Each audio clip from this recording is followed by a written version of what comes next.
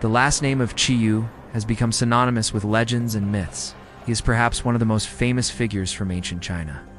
His bravery, his skill in battle, and his war strategies are still talked about even today. But who exactly was he? What did he do that made him so famous? And how much of his story is fact and how much is fiction? Well, that's what we're going to find out today. So let's get started. Ancient Chinese records tell us that Xyoo was the leader of an alliance between many of the tribes from the north. Most historians believe that he belonged to the Kang people, who were a powerful group of nomadic warriors who lived on the edge of Chinese civilization in what is now the Sichuan and Gansu provinces. Other sources identify him as the chief of the Su, Rong, and Di peoples, and some even claim that he was an emperor. This is probably because during the Warring States period, he united over 30 nations under his banner. In order to distinguish him from other leaders with the same name, later historians added the title, the Great to Qi.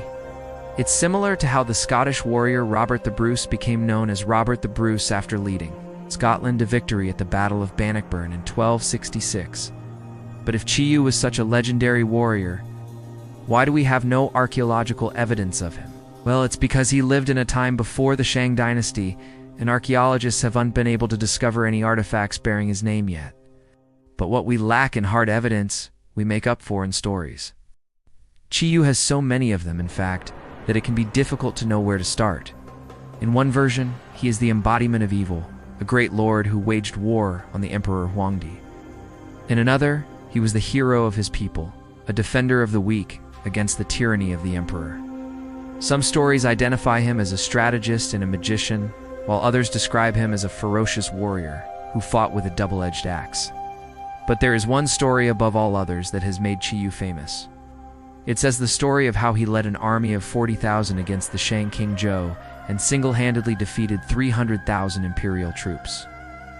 According to the Shijior records of the Grand Historian, written by Sui Ma Qian in the 2nd century BCE, Xyoo was the leader of the coalition army of northern tribes. For years, the people of Yan, Shaohan, Wei, and Jin had suffered under the oppressive rule of the Shang dynasty. When Xyoo rose up against them, they rallied to his cause. Together, they marched south down the Wei River Valley and set up camp at a place called Muye. There, the allied army prepared for battle against the Shang forces, who were 5 times their size. When the two armies met, a fierce battle ensued. It raged for days. Soldiers fought with swords and spears, and chariots crashed into each other. But eventually, the Shang army began to tire. That's when Xyoo took his army to the next level. According to the text, he used an ingenious strategy to defeat his enemies. First, his cavalry attacked the Shang chariots and routed their infantry. Then he ordered his men to hide their weapons and disguise themselves as unarmed civilians. This confused the Shang soldiers, and Xyoo took advantage of their confusion and led them into an ambush. Finally, he tricked the Shang king into thinking his entire army was being attacked from behind, causing the royal chariot to be overturned and captured. The Shang army was utterly defeated and fled back to their capital. Xyoo didn't stop there. Instead of allowing his tired troops to rest, he immediately ordered them to chase after the retreating enemy. With the Shang army in full retreat, Xyoo divided his forces and sent one group to guard the baggage train and another to intercept any reinforcements that might come to the Shang's aid. While the rest of his army chased the fleeing soldiers all the way back to their empire's heartland, this campaign is often referred to as Qi's greatest moment and is considered one of the most important battles in ancient Chinese history. After all, it marked the end of the Shang dynasty and the beginning of the Zhou dynasty. Some versions of the story say that Xyoo executed the Shang king after the battle, but this is probably just propaganda spread by the Zhou dynasty to demonize their enemies. Others say that Xyoo himself became the ruler of China, but this too is likely untrue. Unfortunately, most accounts of his life agree on one thing, that he was killed shortly after the Battle of Muye. According to the earliest historical record we have of the battle, the Sangonji, or 3 records of the emperor. Written in the 9th century CE, Xyoo was executed by the king of Jin for disobeying orders. Apparently, he had grown tired of serving under the king and decided to go home. When the king asked him to stay, Xyoo refused and returned to his tribe. The king then sent a force of 80,000 men to bring him back. Xyoo resisted with only 5,000 elite soldiers and won. As punishment, He chopped off the heads of the surrendered soldiers and threw their bodies into a pit. When the king heard this, he was furious and assembled a massive army to punish Xyoo once and for all. Again, Xyoo defied the odds and defeated the massive army, but not without cost. He was severely injured in the battle and died soon afterward. While this may seem like a humiliating way to go, remember that most of these texts were written hundreds of years after Xyoo's supposed death, and serve more as political propaganda than historical records. We don't even know if he existed in the first place. Now, in some versions of the story, Xyoo is portrayed as a tyrannical emperor who waged war on the Yellow Emperor.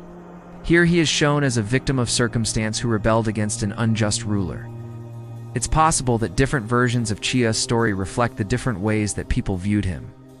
Those who lived under his rule saw him as a liberator, while those who opposed him saw him as a monster. In either case, he was seen as a symbol of strength, courage, and military prowess. The image of Xyoo wielding a double-edged axe has become one of the most enduring symbols of Chinese culture. It appears everywhere from poetry and paintings to sculptures and tattoos. In modern times, Xyoo has been portrayed as a heroic figure in Chinese novels and films. He is often shown as a wise and benevolent leader who cares deeply for his people. The best example of this is in the popular novel Investiture of the Gods, which was written during the Ming Dynasty. In this epic poem, Xyoo is the leader of the heavenly army and one of the most powerful figures in the universe. Of course, this is complete fantasy, but it shows how highly people regarded Xyoo, even in more modern times. For centuries, people have debated whether Xyoo was a real historical figure or just a character in a myth. There is no solid evidence to support either claim. But that hasn't stopped people from trying to prove that he did, in fact, live. Many amateur historians believe that Xyoo was a contemporary of the Shang king. They point to the fact that many of the stories about him appear in later texts as evidence that he really existed. After all, why would ancient writers spend so much time describing someone who wasn't real? Others argue that all the stories about Xyoo are nothing but legend. They believe that there is no way that one man could have defeated 300,000 soldiers in battle, let alone single-handedly ending the Shang dynasty. So what do you think? Was Xyoo a real person, or just a figment of the author's imagination? I personally lean towards the belief that he was real. If you look at the earliest accounts of him, you can see that he is a tragic hero. He doesn't want to fight the Shang dynasty, but feels that he must defend his people. When he has no choice but to go to war, he fights with honor and courage, but ultimately loses everything. This kind of story is not something that a writer would make up. It's the kind of story that would be told around campfires for generations before being written down. Of course, that's just my opinion. There's no right or wrong answer here. All I ask is that you keep an open mind and be respectful of others' opinions. And with that said, thank you for watching. If you enjoyed this video, please hit the like button. If you haven't already, please subscribe. Your support helps us grow and brings us closer to our goal of reaching 1 million subscribers. Till next time, goodbye.